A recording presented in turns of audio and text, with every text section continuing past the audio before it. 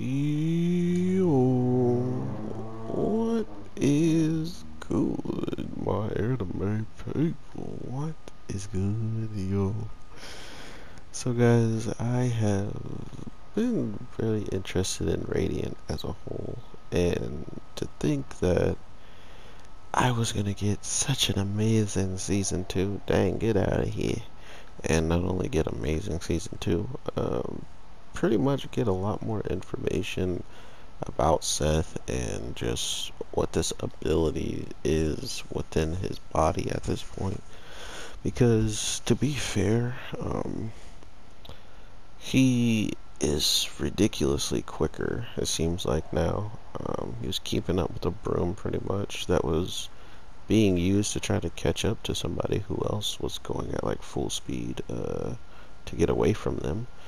So, if that is the case, it's definitely already a showcase of just what Seth has earned by containing the power. So, you can only imagine that there's a little bit of him, or a lot of him, still working hard to contain and be himself, just be the person that he is, or whatever. But at the same time, he has that pulling at him. He has all of the guilt, all of the different things he's done in different towns pulling on him. So he's a kid that everything that he's gone through weighs heavily, relatively, on him, small or big. And I think that's always been coming around in his battles, like they'll showcase him in the struggle just to take care of this power. And if it wasn't for certain people, actually showing up within the light of his mind, or the light of just his conscience in general, he might not have made it out. We might not have seen, Seth actually complete this training, which would have sucked if he was still in there. But as of right now, we can understand that there's so much popping off within this castle, within this region, within just this little bit of the story is taking place much, much heavier. It feels like we're getting the last arc of season 1 at the beginning of season 2. Like, we're getting an arc of that length, or even longer as of now.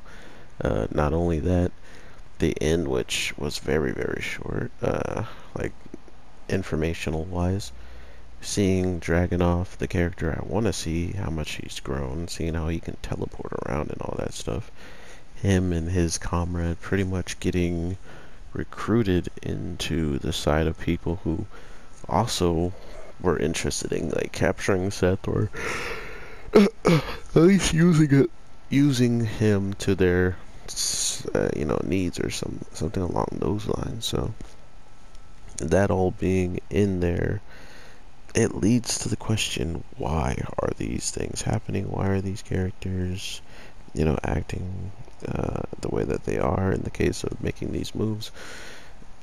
That's what actually, like, still never really has gotten answered and really given us a straightforward conclusion of, yes, we're doing it for this exact reason. We haven't got that yet. So still looking towards it, but at the same time, I'm also kind of I'm kind of happy for our main new girl, who we find out about her curse this week, and just that this wasn't some like spell put on her, and it's actually something she kind of can't control, right?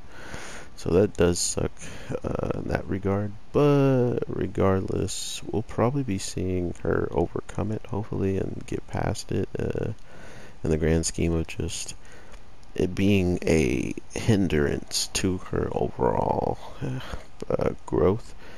And it's going to be crazy to think that one person who is a knight can probably stop all of the chances of her becoming one, because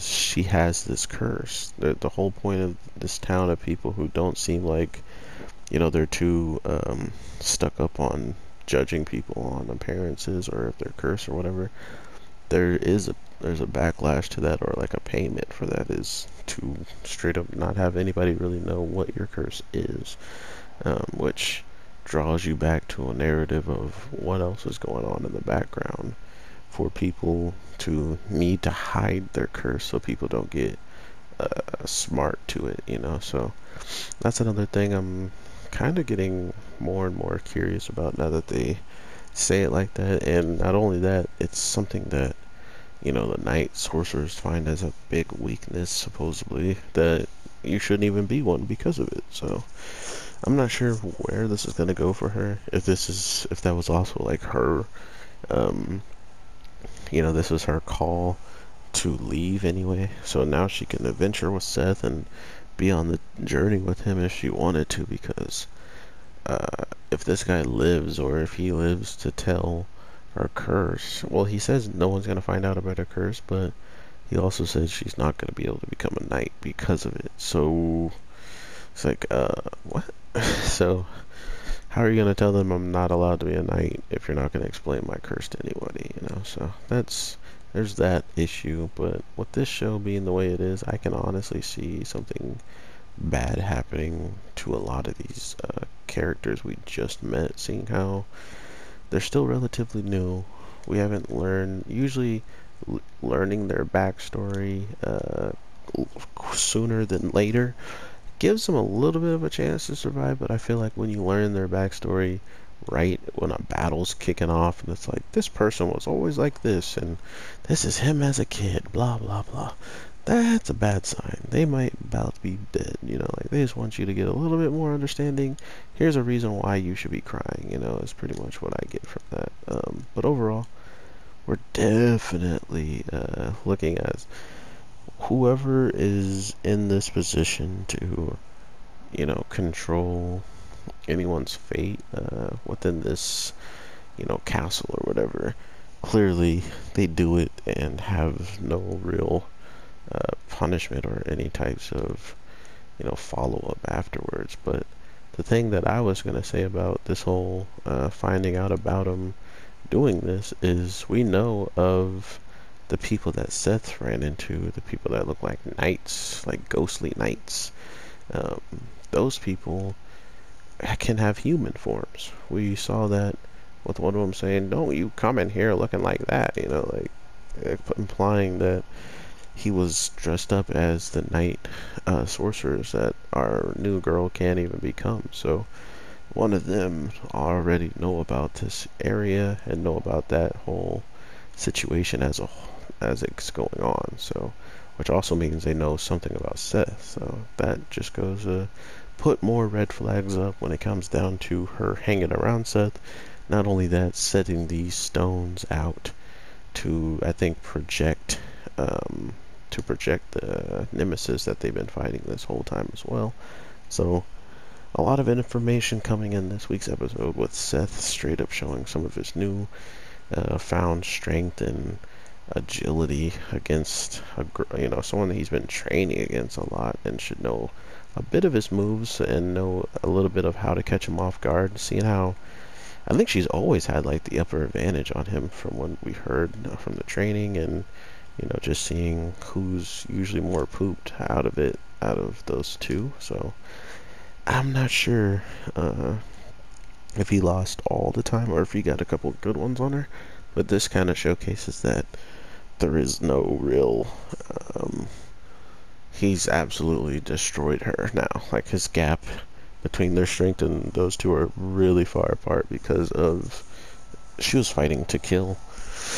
She actually had full killer intent, and because of that, I gotta give it to Seth just that much more on him being able to dodge, react, you know, not get touched at all in a situation where someone you don't want to even hurt is trying to absolutely kill you. So think Naruto versus Sasuke, and Sasuke trying to kill while Naruto's trying to hug. So yeah, that's pretty much how that went down. But overall, definitely hype as a whole this week's episode. I don't know what else to expect. I mean, Dragunov is on the playing field. supposedly Grimm said he's out. He's like, Seth, you got yourself into some crazy stuff. There's already some ridiculously strong people showing up, and there's some people that I don't know about inside the castle. You're on your own, buddy. So it sounds like Grimm's out. We have Melly, we got Doc, we got our girl who is now, we know that if someone presses on the back of her neck, she can get controlled. And so I think the only person that is against us that knows that is the white-haired guy. So if he is to, you know, if he is to get a hold of her, people might be in trouble. The weird part is to think of what he told her to do so she would obey his orders, but when she was about to get caught, she like fought to kill, and then after a while she just ran away, so does he have like some device or some magic where he can continuously talk to her, thus making multiple orders possible? Like after something's done, he can give her another task type of deal? Or was this just one of those things where he's like, go out there and set this stone indiscriminately, and that meant that if anyone sees you, if you get noticed, kill them, I don't know. I'm just interested now in how they're going to try to play along with, not being obvious that she was found out, including if after all is said and done and she was supposed to wind up somewhere afterwards, like if she was supposed to meet him at a location after the job was done, they would never know that, right? They would have never known that aspect, and she would have forgot after waking up from consciousness. So that's up in the air now to see if they actually know that she's been caught and found out or not. But regardless, I will definitely be talking to you guys in the next one. Thank you so much for the support. It's been amazing. I can't believe one of my videos hit a crazy amount of views, but you guys know I don't really care about the views in general. I just hope you guys enjoy, and I hope you guys are getting some new information that either you don't know or a new perspective that you can look at stuff from my perspective. But regardless of all that, if you're just here enjoying and supporting, thank you, and I will definitely be talking to you as soon as I can get out any video. So with that being said, take care and peace.